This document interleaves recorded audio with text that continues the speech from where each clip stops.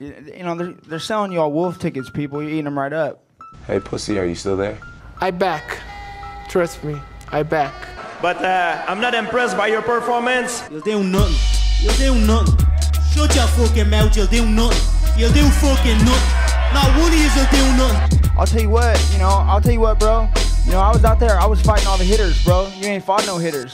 Come on, guys. It's normal. I'm not saying I would fight you. I would kill you. John, do you think John, do you think I'm just gonna sit there and let you kill me, John? I mean, really? No, don't be scared, homie. I'd like to take this chance to apologize to absolutely nobody. The double champ does what the fuck he wants. I'm gonna beat you into the living death. I mean, maybe that's your job, but where I come from, you know, people like that get slapped. That's fucking illegal. Nick, you just shook up the world. How's that feel? Hey, I'm not surprised, motherfuckers.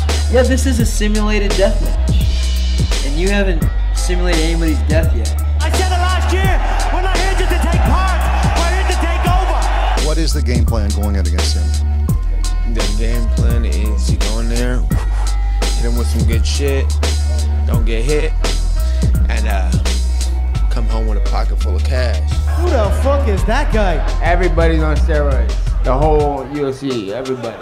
I'm gonna go home tonight. I'm gonna drink a Coors Light. That's a Coors Light because Bud Light won't pay me nothing. Do you want to be a fighter? That is my question. Any of you radio personalities think you want smoke? Call me Mr. Chimney. I want smoke. Yes. What is up? MCR family? Hipsters here, haters beware. It's another edition of Mixed Combat Radio where we cover everything from boxing to MMA, news, previews, everything in between. And of course, live on YouTube every day, Monday through Friday, live at 5 p.m. Eastern, 2 p.m. Pacific, and 10 p.m. in the UK. Obviously in podcast form on iTunes, Spotify, iHeartRadio, and wherever else you can find podcasts. Shout out to everyone in the chat. Lord Jacob, Rabisky, Real Niger, pound for pound supporter right there. Rob, I mean, he's here, I guess. Louis, Rabisky, Gus. I hope everyone's having a great day so far. It's Wednesday. Dempsey's in the chat.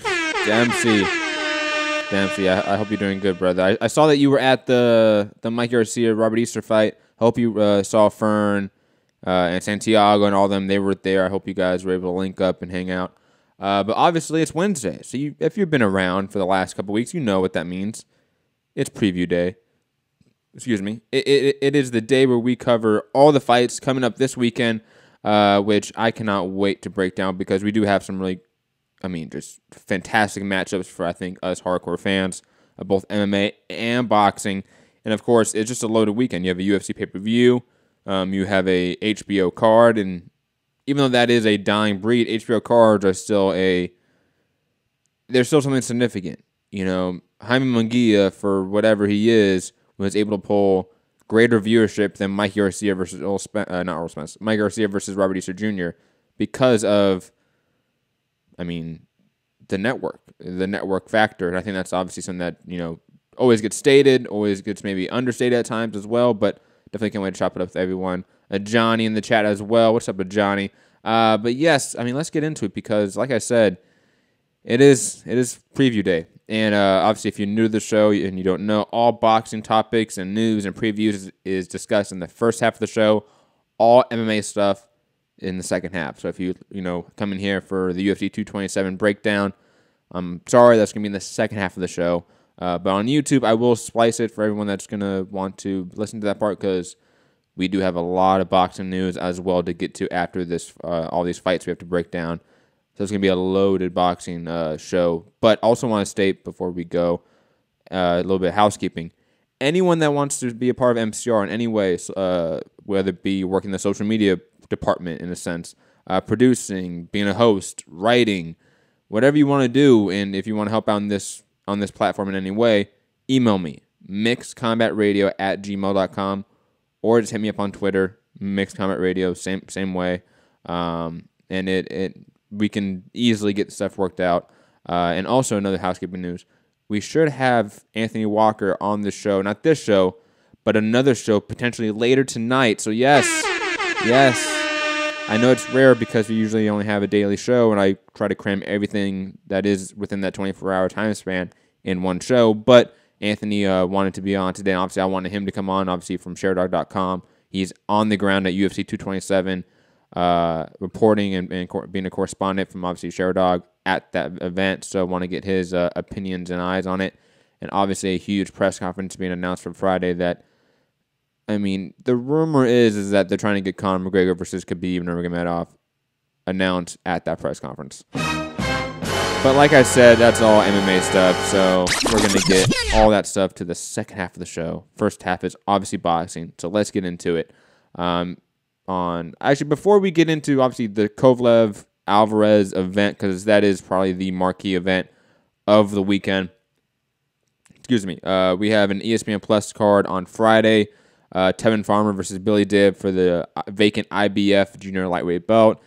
For those that don't remember, Tevin Farmer fought Ogawa. Ogawa beat him, but then popped for steroids, and obviously they stripped the belt from Ogawa.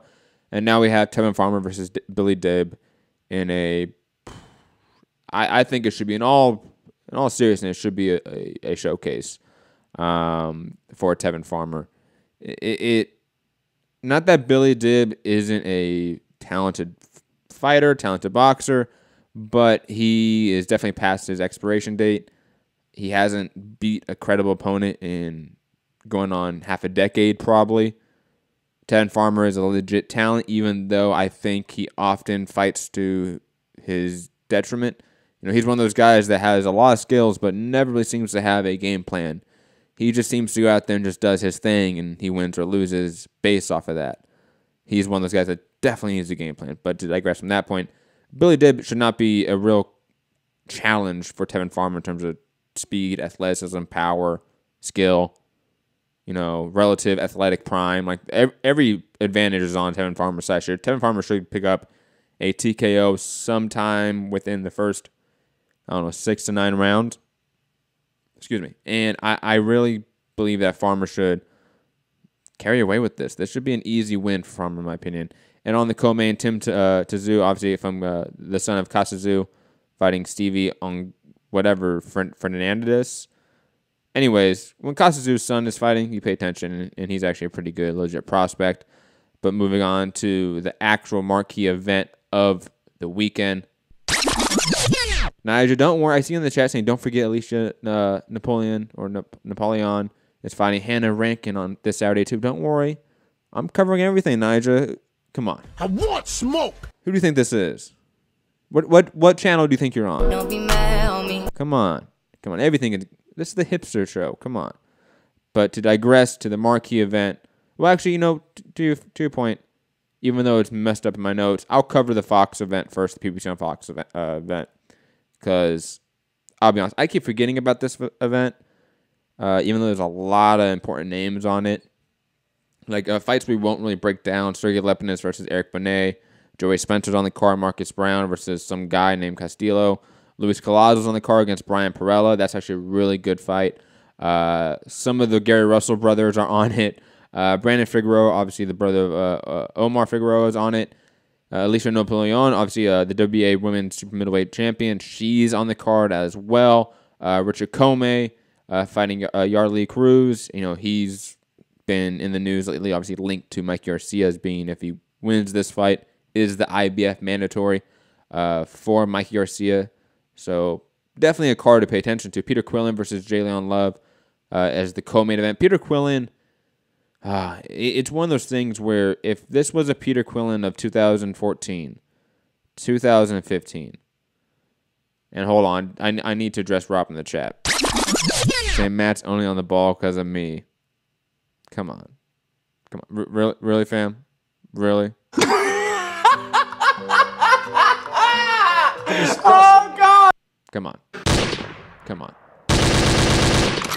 I love you, Rob. I love you. Don't leave.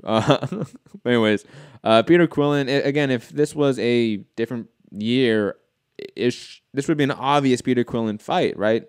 Jalen Love being at super middleweight makes no sense to me. He was already a small middleweight, in my opinion, not super middleweight. And again, a guy that's never reached the potential, or the height, I should say, of a Quillen. This is gonna be frustrating. One of the first articles I ever did in the sport was actually Daniel Jacobs versus Peter Quillen. One of the first ever assignments in a sense I got was for a different website. I won't mention them because it was a shitty website. But I remember watching that fight and covering it, and I picked Quillen, just like many people picked Quillen to beat Daniel Jacobs. And then look at his career trajectory since then. Rob saying he only has that soundbite because of me just saying that is absolutely true, though. I do have that laughing soundbite of Ricky Gervais. That is 100% because of Rob. I will admit that. But Don't be mad on me. another Rob soundbite that he sent me. But I think Quillen, he should win this still. Even though in his last fight, I forget what it was, I saw parts of it. Oh man, he wasn't the greatest. That's putting it lightly. And Quillen is a guy that I've met a few times. A really good guy, a really friendly guy. Jalen Love, another friendly guy that I met once or twice. But I think neither guy is obviously at their prime. Neither guy is what they were. Neither guy is that elite, let's be honest. But Quillen, I think, is just the naturally bigger guy, naturally more talented guy. I think he should win this. If he doesn't, that's he's deleted. I didn't say it. I mean, Charlo did.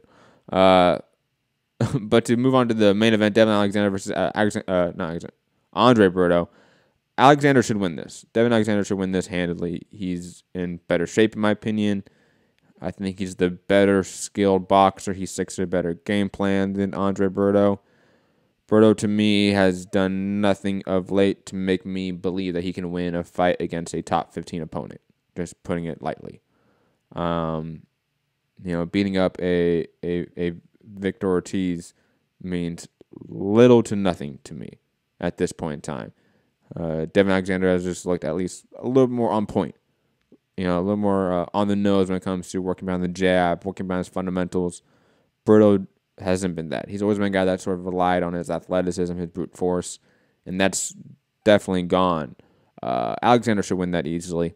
And to your point, or to your topic that you wanted me to talk about, Nyjah, Napoleon should win that easily.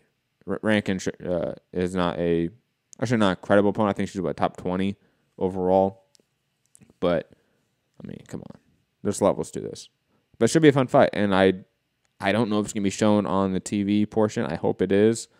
But if it's not, I mean, here's over to PBC. I mean, just being honest about it, because especially since how they put Danny Garcia, Sean Porter on Showtime instead of Fox.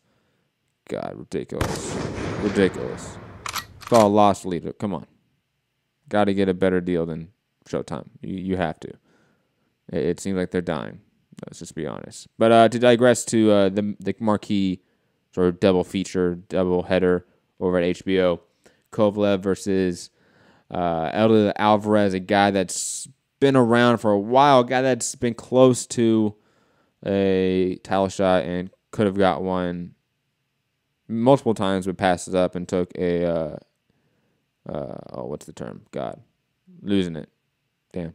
Anyways, and then obviously Dmitry Bivol versus Isaac Chilemba. I think it's a great sort of co-feature.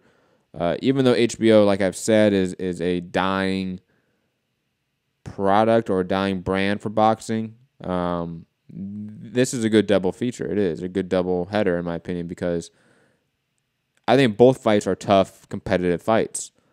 Even though Bivol has been, sort of, I think, received a lot of hype as being the next guy in that division, in which he could be and probably is. His sense of distance, his timing, his accuracy, and his combination work is really good, and especially since he seems to be peaking athletically. And then you have Kovalev, who has been a borderline pound-for-pound talent for a while. Had two good back-to-back performances, I would say, especially against Garbrandt, who, even though was a made opponent for him, definitely we showed that Kovalev is still that guy. That if you're not at that level, he will finish you. But to cover the co-main before we go to the main event. Dmitry Bivol versus Chilemba. Chilemba is always one of those guys that, in my opinion, can play spoiler. He's tough on the inside. He knows how to clinch, knows when to work your body, when in the clinch. And plus, he has a good jab. He has a good one. He has good fundamentals as well. One thing I will say, though, is that obviously defensively, he's not that sound. He's not that quick.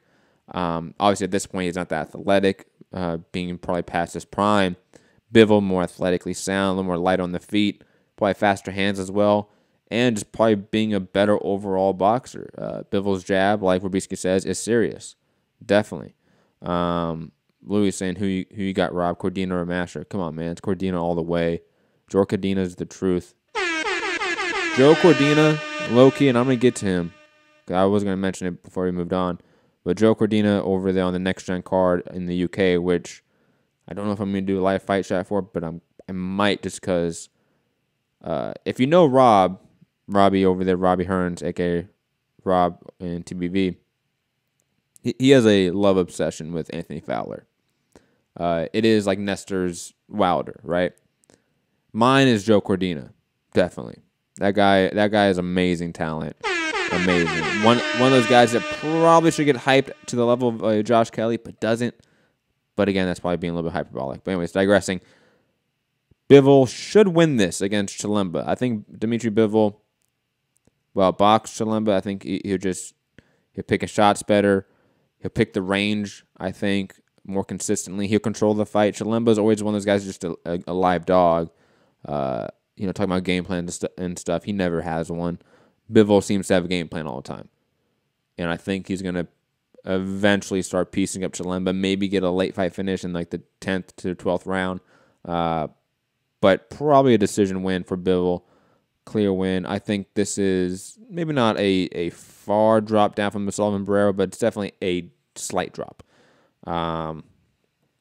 Just my opinion. But definitely a tough fight. Chilemba has come out in performances where we thought he wouldn't, and then didn't show up in performances we thought he would.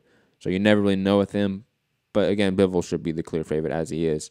Moving on to the main event, Sergey Kovalev versus Eleider Alvarez.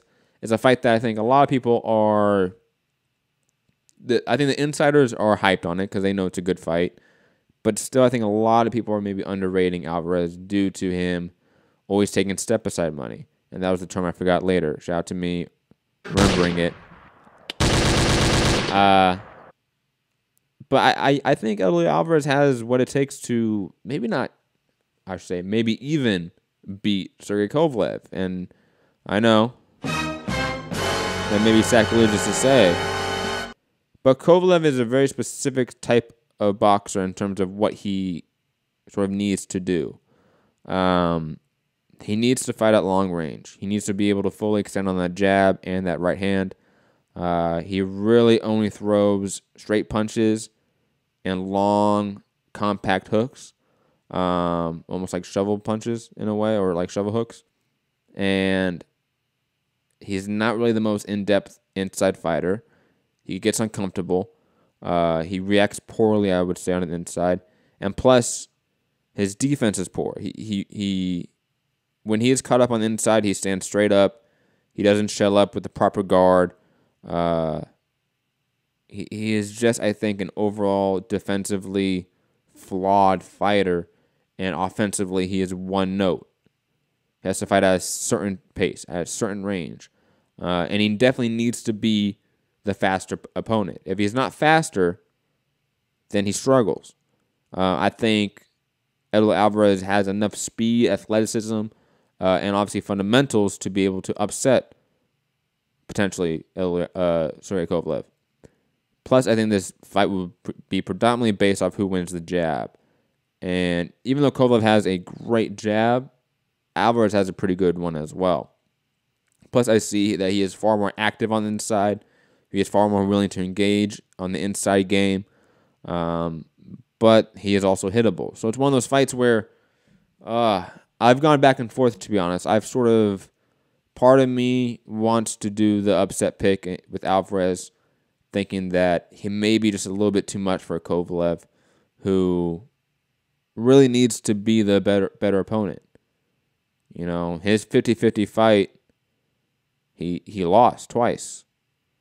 And before that was John Pascal. And I think Eleider Alvarez clearly outboxed John Pascal, while Kovalev struggled in the first fight and had to rematch him in his opinion.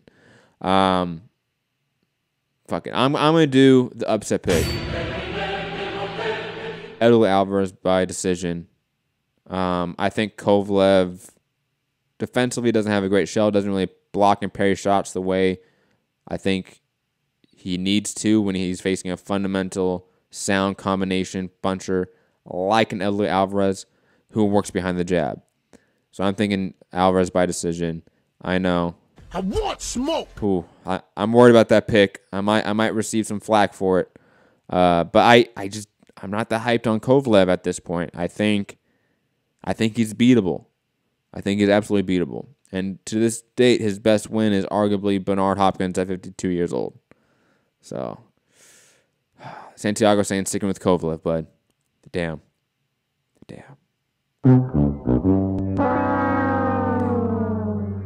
Anyways, Santiago's going to be here in studio for the live fight chat on Saturday, so I can't wait for that one. But I actually want to let me know in the chat, because none of you are talking about this except for maybe Santiago, who mentioned it. Am I crazy here? Does Alvarez stand a chance? Is anyone else picking Alvarez here? Or is it Kovalev by landslide? Because I feel like I'm out here on the island thinking that Kovalev ain't that great and Alvarez is good enough to potentially play spoiler here. But let's digress for that one. Gus saying, Kovalev has been slipping. Okay, so that backs me up there, but he says, but I never saw Alvarez. I'm going to give you all a great insider info on how to find fights online. Okay? Don't tell anyone this, okay? If you can't find the fight on YouTube because of copyright, Daily Motion has them all. So whenever I want to watch tape on fighters, and especially boxers, just go to Daily Motion and type in the fight. It's there. Guaranteed. Okay? Do not tell anyone. Louis saying Kovalev 1-4 favorite, Matt. That's probably, I think, realistic. You know, this is one of those where it's definitely an upset. Like if Alvarez is to win this, it's because Kovalev, like Gus said, is sort of slipping. Demetrious saying I got Kovalev winning, but Alvarez presents a physical challenge. Agree on that part. Rabisky saying gotta stick with Kovalev. Rob, yes, Rob saying I want smoke. Yes, saying Kovalev is overrated. Everybody's on steroids. The whole UFC, everybody. I'm not implying that Kovalev is on steroids. I'm just saying that, you know, everyone's overrated. Laura Jacobs saying, why not Alvarez? He had Stevenson stroke for a while. Yeah. Slightly.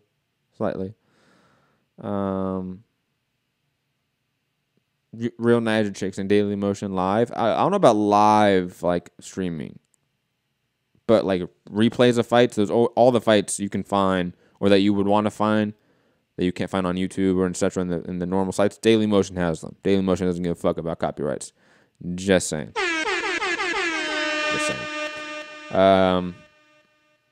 Santiago saying, my take is Alvarez's inside game is what will keep him in the fight, but we need to keep pushing his way in. If Kovalev can keep him at range, it's his fight to lose. Agree with that assessment completely. I just think Kovalev needs to be far superior than his opponent to keep that fight on the outside. I don't think that's the case here, especially athletically. Skill-wise, like, there's not this gigantic skill gap between them, if any, I would say. Like, when you watch Alvarez box, he's a clean, fundamental boxer. Louis saying big up Daily Motion. Yeah, I'm telling you guys, Daily Motion has it all. That's how I watch all the fights. All of like Eleider Alvarez versus John Pascal, Chilemba versus Bivol, all these fights are on Daily Motion. Am I snitching? Shots at me for snitching. I'm sorry, Daily Motion. Gus saying, I have seen Alvarez. He KO'd Butte. Yes. But that's sort of like a faded Butte who moved up. Because Butte was career-wise a 168-pounder who moved up in like the last few fights of his career. But again, It's one of those. It's slight. But to move on to a dramatic reading by Matt, because we have some news to get to. Yes, that is it for all the boxing preview. Again, the UFC 227 preview will be after the boxing news. So once we get done with all the boxing topics, head right into the UFC 227 preview. But let's get to some news. Let's get to some tea, man, because for those on the podcast that obviously do not see it, like the YouTube, it says exclusive, Shelly Finkel rules out Deontay Wilder facing Dillian Whyte without Anthony Joshua agreement first. I want smoke. So yes, this is gonna be fun. Santiago saying that was the last time anyone heard of from the hipster ever again. Yeah, I snitch on Daily Motion. They got fucking ninjas coming through the fucking window attacking me. Oh, that'd be hilarious. But we're gonna get to this because it is. I'll read it. I'll give my take on it. Play sound bites. You know how I do. And I'll give my overall thoughts at the end. Because there's some stuff I definitely agree with and definitely do not agree with. Let's get to some Shelly Finkel quotes. Oh, I'm excited. As far as Eddie making offers to us for Dillian Whyte or even Derek Chisora, it's not even worth dignifying. If you want to be in business and you want to get something done, pick up a phone or meet in person. Whoa, whoa, whoa, whoa, whoa, whoa, whoa. You know, they're selling you all wolf tickets, people. You're eating them right up. So, I was with him. I was with Shelly at the beginning, man. He was coming at him, man. I was like, it's not even worth dignifying. Like, we want big fights like AJ or Tyson. Like, I get that. And Nigel saying we're not covering next gen. I'll get to that. Don't worry, Nigel. I'll get to that. I'm sorry. Shot at me. Let me quickly. Sniper shot from the tower by Nigel. I'm sorry, Nigel. Please forgive me. But let me get through this topic first. Shelly, my good friend. You had them on the ropes with the $50 million offer, and then you refused to meet them until they just said yes to an email. Using your words exactly. If you want to be in business and you want to get something done, Shelly, pick up the phone or meet in person and get it done, Shelly. Please don't make ultimatums. But to digress, because he has some more smoke to give. We laughed the other night, Sunday, at Eddie's offers because he also sent to Deontay, and we believe it's a joke. I want smoke. If they wanted to fight Dillian Whyte, who almost got talking about Joshua fighting Dillian Whyte. If they want to fight Dillian Whyte, who almost got knocked out by Joseph Parker in the last round, and if there was another round, he probably would have. Go do it. Do you want to fight Gerald Miller? Go do it. Don't be mad on me. Emotional. I'm not mad. You're mad. Why you emotional? If that's what you want to do, or face Chisora, who's recycled and did it better than Joshua, go do it. It's bullshit. What do you want me to tell you? The guy you should be fighting, you don't want to, and that's it. With all the bullshit they talk, whoa, the language, get the fuck out of here, come on. There are children present. With Dillian Whyte this and Dillian Whyte that, they don't mention the fact he was supposed to fight Luis Ortiz, and he backed out. Oh God, it's getting sloppy.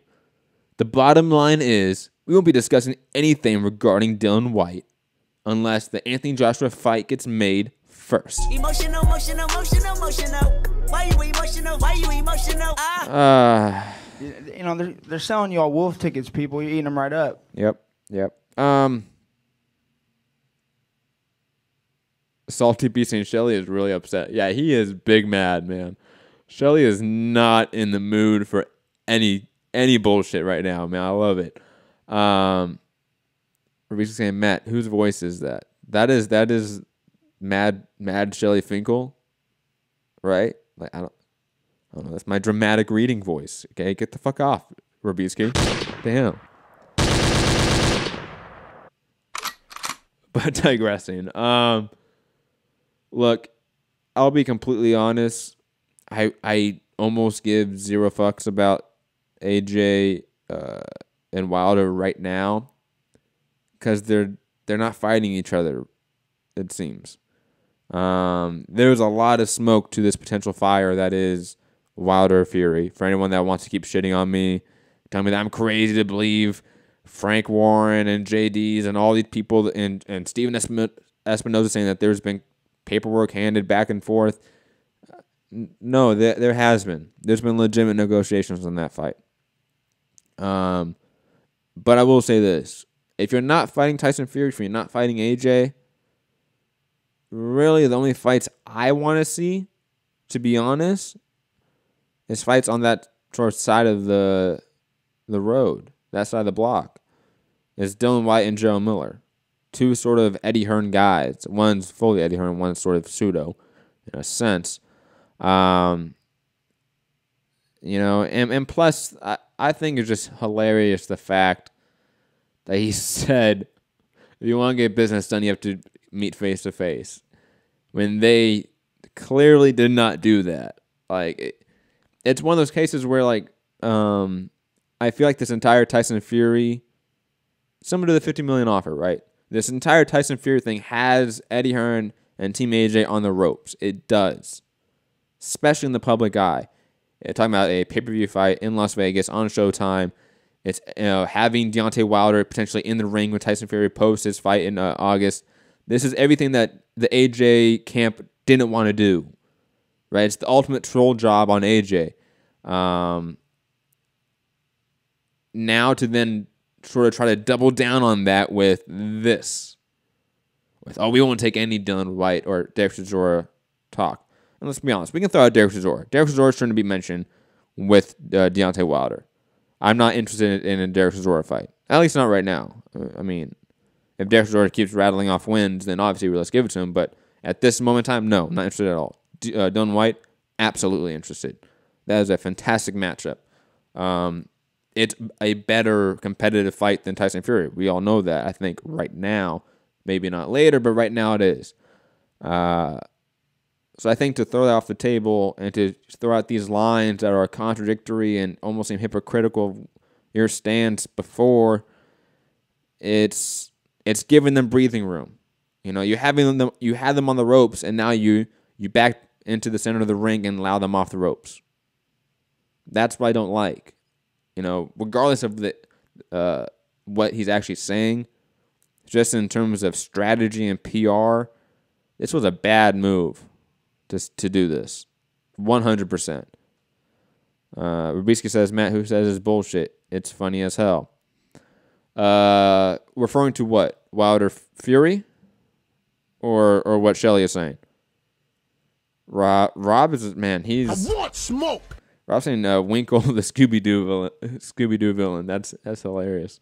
Again, I think at this point I covered because it's funny. Like this was hilarious to me, just reading it before the show, and doing prep and finding topics for the show. This was hilarious to me, so I thought I'd read it to you, do the dramatic reading.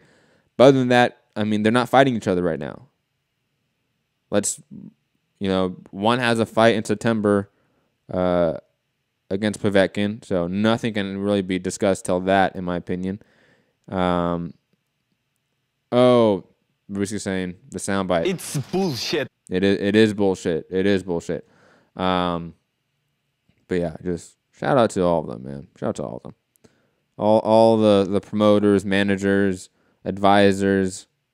Hilarious.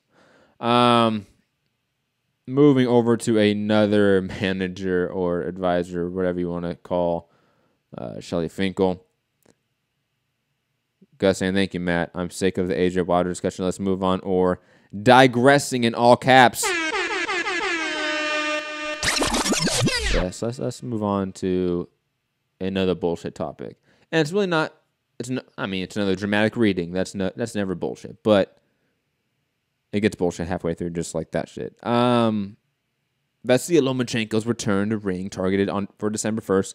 Manager says, per Dan Rafael on ESPN. Oh, by the way, I don't think I actually mentioned for the people on podcasts that don't see it like you guys on YouTube. That last article, let me go back to it very fast. WorldBoxingNews.net. Go check it out. It's exclusive from them. But Igis Klimovsky, Igis, the manager to Vasily Lomachenko, decided to talk to, obviously, ESPN, who they're affiliated with, and discuss Mikey Garcia, the future, etc. And let's get into it. As far as the future, I just hung up the phone with top-ranked promoter Bob Arum, and the plan is Beltran is fighting Pedraza on August 25th for the WBO title, by the way.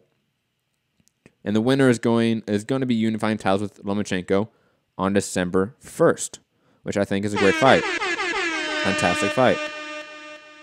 Lord Jacob saying, digressing, is Ben Stiller still alive? That is a great topic that we are not going to discuss on this show, but somebody should probably look into that. What's funny, that Jacob, is that I guarantee you somebody listening to my podcast will actually have that freak out moment like, oh my God, did Ben Stiller just die? No, he's fine. He's good, fam. Don't worry about it. It was just the troll. Where is the rest of the quote? Where is this? There we go. Here's the Mikey shit. We want that fight with Mike Garcia. But Mike Garcia is always walking out of that. We want the fight with Mikey Garcia. Let me repeat it 2 times. We want the fight. I want smoke. Lomachenko wants to fight Mikey Garcia.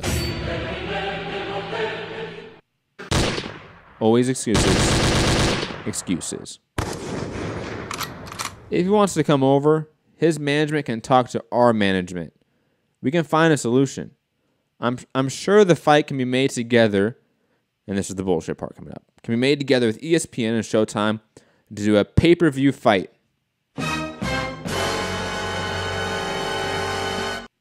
That's fucking illegal. If he wants to fight a welterweight, let him fight a welterweight in his next fight. Yeah, he can keep his belt and he can fight next year. Blah, blah, blah, blah, blah. God. Igis. Just send me location. Please, I need to talk to you about this, man. I need to talk about this because, and this, I'm going to piggyback off of this. Shout out to TBV because Ness and Adam, they interviewed Steven Espinoza. Go check out their interview. And he talked about co-promoting with ESPN and such. It's not a possibility, in his words. Steven Espinoza, which, hold on, shots at Steven for saying that, because, come on, you can't be saying that, oh, we're not going to co-promote with ESPN. Why? You did it with HBO. Twice. Lomachenko Mikey is worth the co-promote, in my opinion. There's money in that fight. Even, I mean, just to be honest, Luis Ancina, good interview. Yeah, it was a good interview. Definitely go check it out. But it's ridiculous that that's even being talked about as a pay-per-view. Adam asked the question, like, why can't we do it like you did with HBO, where one of you gets the live rights to it and one of you gets the distribution rights to it, the reruns and the archive rights to it. There's all those things you can split up.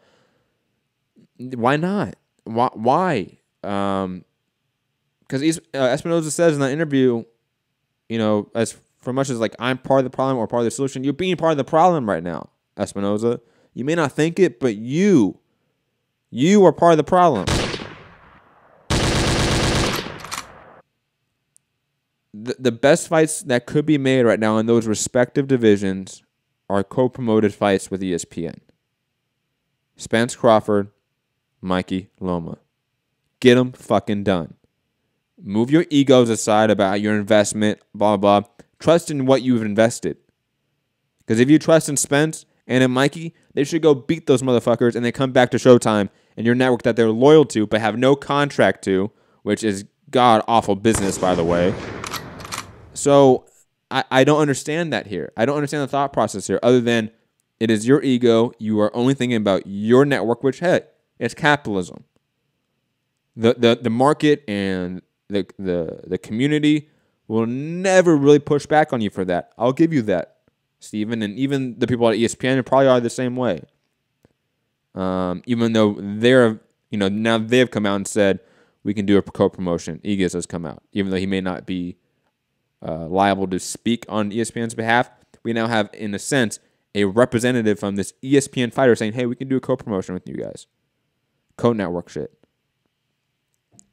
I think we always sort of shit really on the promoter for not wanting to co-promote stuff. A lot of that blame should be directed at the networks. A lot of it should. Because when Wilder or Spence or Mikey come and talk about doing co-promoted fights, whatever, trying to get these big fights with these other fighters, who do you think it is the one telling them, oh, we can't do that? It's the people that could potentially lose out on money. It's not Al Heyman. He's making his advisor percentage no matter where his fighters are fighting. On HBO, DAZN, all this. It doesn't matter for him. It's these networks. And vice versa to every network. It's just ridiculous. But that is the name of the game. That is boxing. I have to at least make it known to you guys that they are, at least Loma side is talking about co-promoting this fight. They're talking about this fight. They want it. And it is Showtime right now saying we can't co-promote. We can't have any sort of co-network deal with this fight. We've invested too much. And again, go check out that TBV interview. Go check out this ESPN article. Get the full picture yourselves as well. But this is, again, part of that problem. And again, it's a reaction to what I've been talking about. It's a reaction to DAZN and ESPN now becoming major fucking players in this market. And Showtime having to react, having to be defensive about it. They have to. They have a significantly smaller budget than those two respective networks. Or apps, or whatever you want to call it. Therefore, they have to do the strong arm shit. They have to say, oh, we can't let Mikey go. We can't. Maybe here and there, but a guy like Wilder and Mikey, who we invested a lot in, no, we can't do that. And we're going to see if this holds, obviously, because even Espinoza says in the interview, Eddie Hearn, and presumably I'm going to also think that Bob Arum and ESPN in some capacity are talking to these fighters as well, because none of these fighters have a contract to Showtime.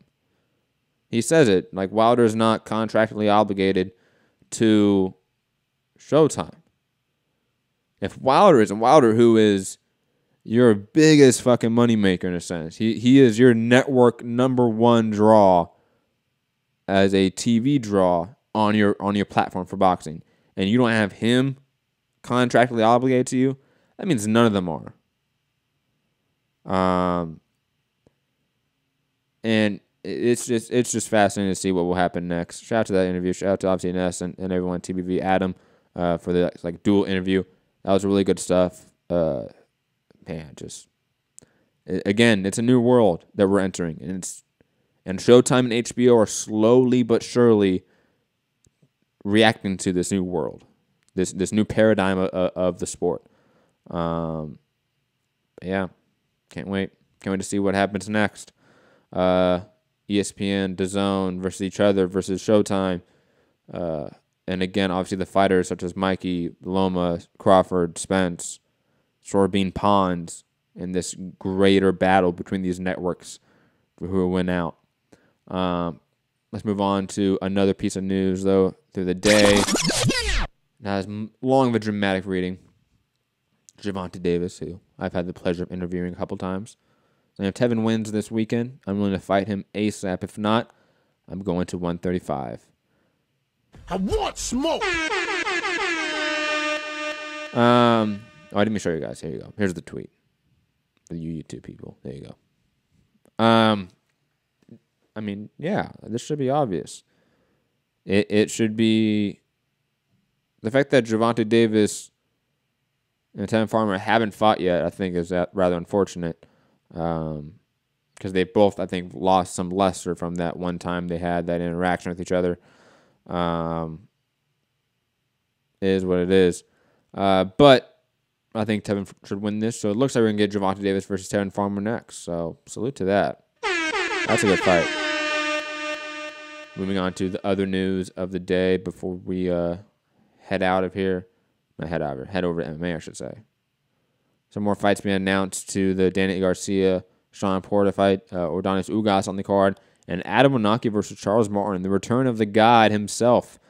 Mr. I walk this earth like a god. Get hyped. Yes, the return.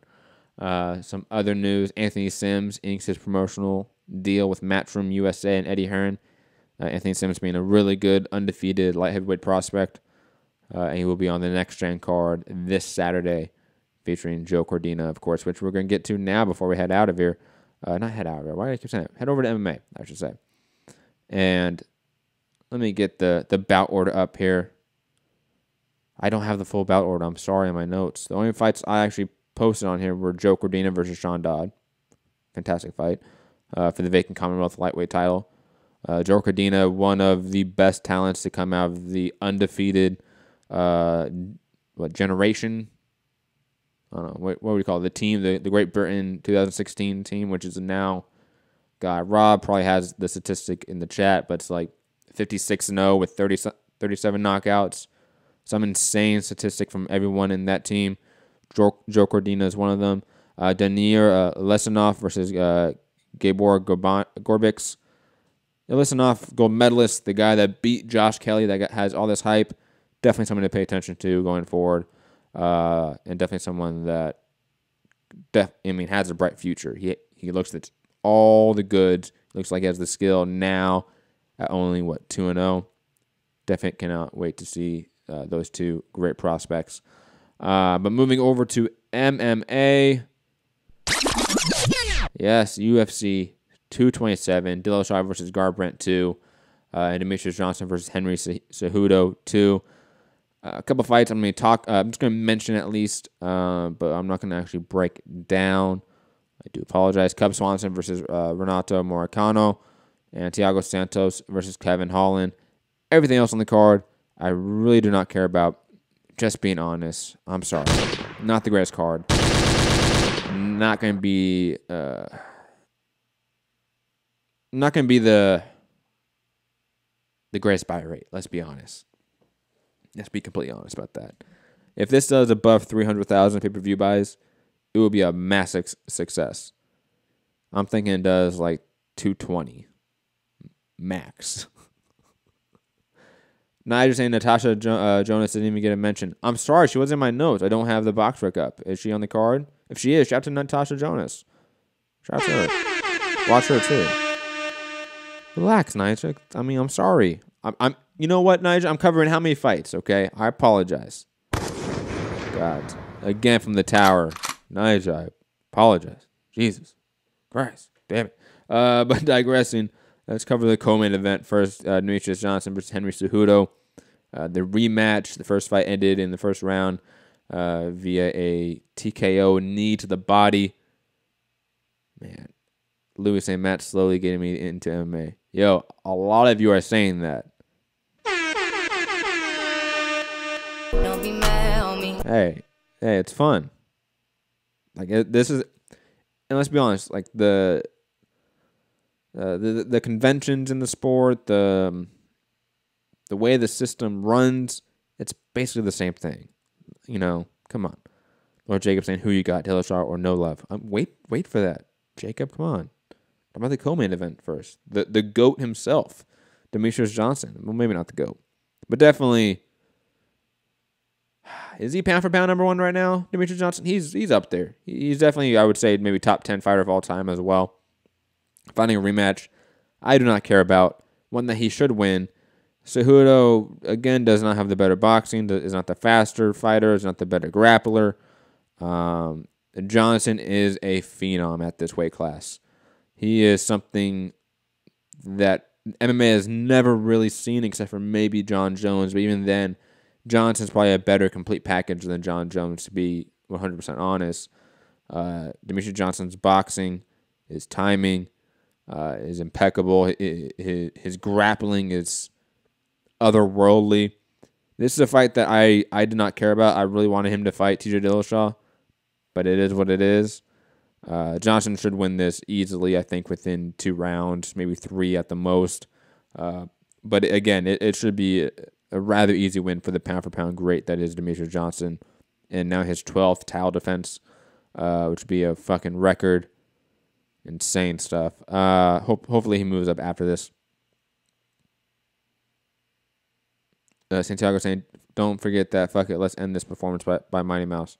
Are you talking about the one where he threw the guy up in the air and then armbarred him? Or are you talking about the 3 fights in a row where he submitted somebody in the last round in the last 10 seconds, 3 times in a row, some insane statistic like that?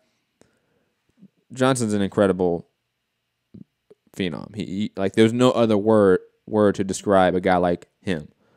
And plus, he is a really funny guy. He is just an interesting guy overall that unfortunately does not have the stardom that we kind of wish he did. Moving on to the main event, TJ Dillashaw versus Cody Garbrandt, a fight that I've gone back and forth on. I'll be completely honest. It's a fight that I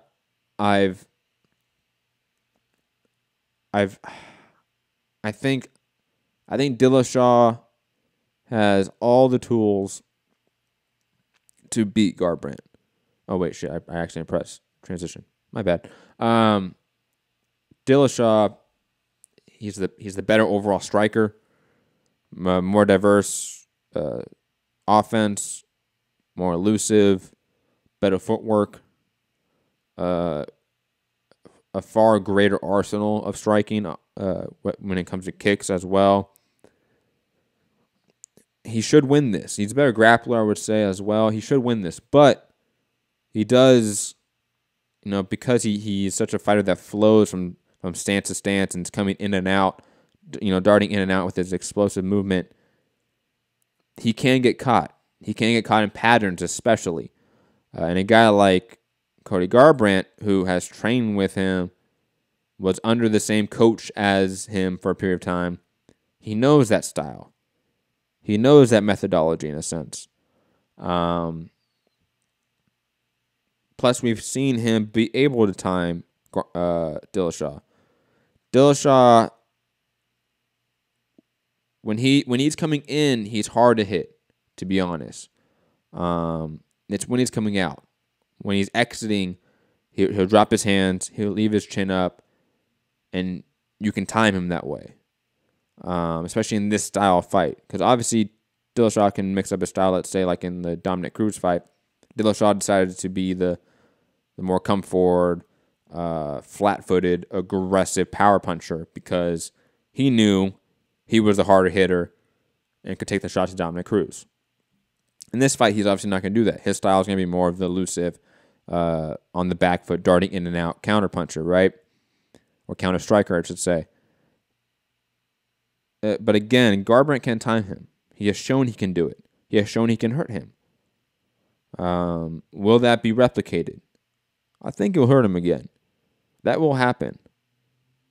Will Dillashaw be able to get out of it, survive, potentially? But I think what I keep falling back on is Dillashaw is the more complete fighter. I can see Dillashaw not being so aggressive in this rematch because he was ultra aggressive in the first one. I believe he would be a little more methodical with his approach, be more content with being on the back foot, throwing a lot of leg kicks, looking to time the flurries of Cody Garbrandt and look for takedowns. I see him doing that a lot more, being more, I would say, game plan conscious than the first fight. When the first fight, it seemed the emotion got to both of them and they were just fighting. This one might be different. And I think Dillashaw has a better, probably, overall mindset overall with him and his coach. Dwayne Ludwig is one of the great minds of the sport when it comes to breaking a game plan down. Jacob, I'm not even going to dignify that with this response. Don't be mad on me. Come on. But yeah, I think Dillashaw should win this. Probably third round KO, maybe submission. I can see him hurting Garbrandt and then locking up a choke. I don't think this fight goes all 5. I think these guys hit way too hard. I think their defensive holes are maybe not big enough for their opponent, but they're there. They're there for their opponent to capitalize on.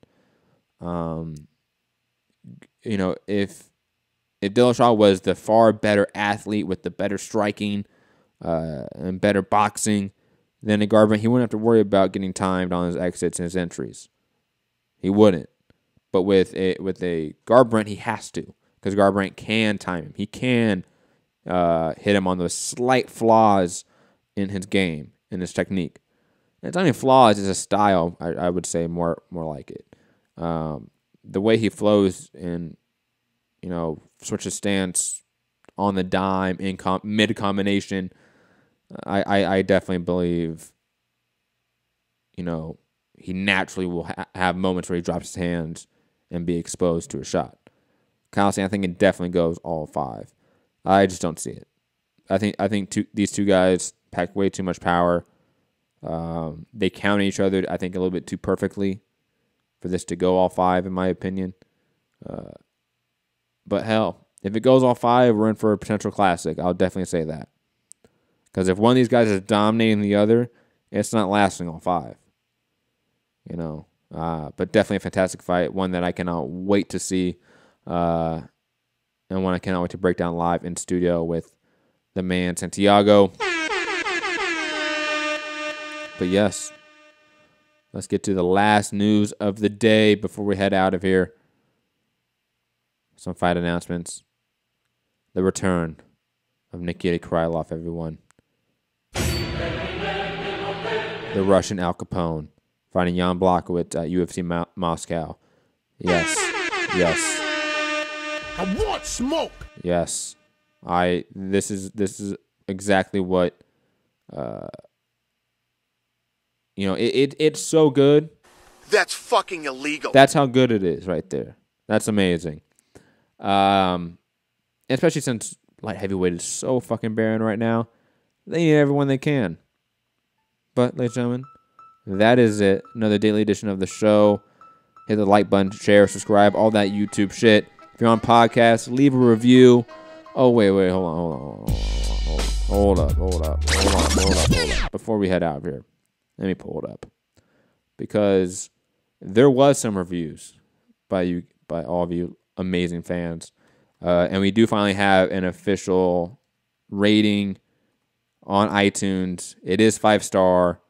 Salute to everyone here.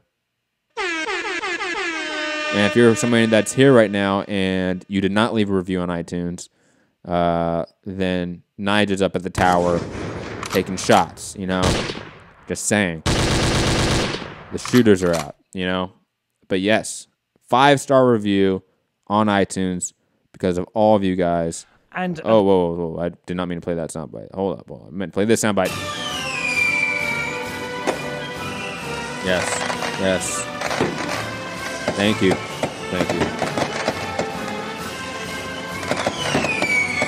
And we're going to read some of them. Yes. Some more dramatic readings by Matt. Let me pull up over here as we, let me get situated over here on my screen. Boom. Jay Draper says, great podcast. That's the title. 5 stars. Saying, great show, awesome, thought-provoking content.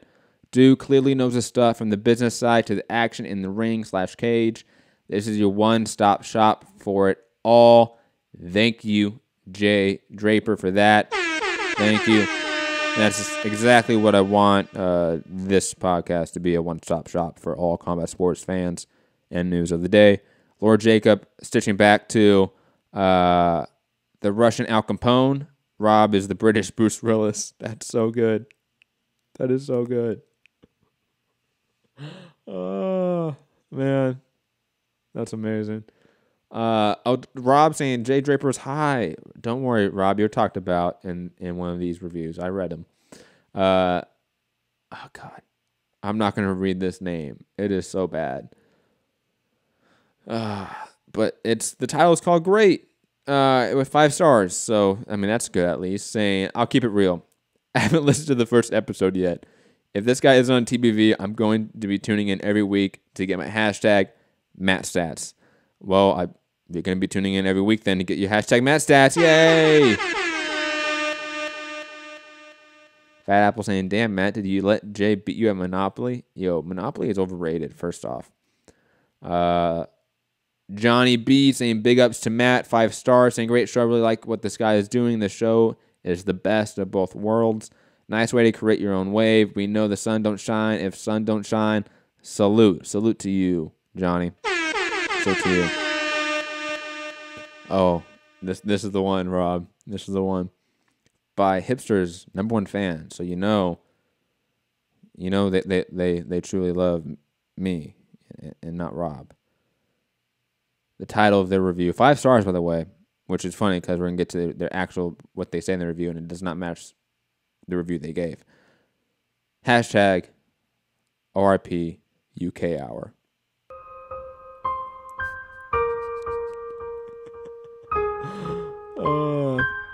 And it says, bring on Robbie Hearns, and I'll give it 5 stars. But even though they already gave me 5 stars, so it's one of those. But sorry. And the main thing we cannot forget is never again. Yeah, that was a little teaser of what UK Hour was. R.I.P. Rob saying go straight to jail, Matt. Yo. Oh, that's good. And level-headed pianist. I think that's what it says. Says great boxing podcast, 5 stars, saying very, very informative podcast and very easy to listen to. Well, thank you. Oh, wait, hold on. The sound was down. Oh, I'm so sorry. There we go. Now you're saying damn, I missed the UK Hour.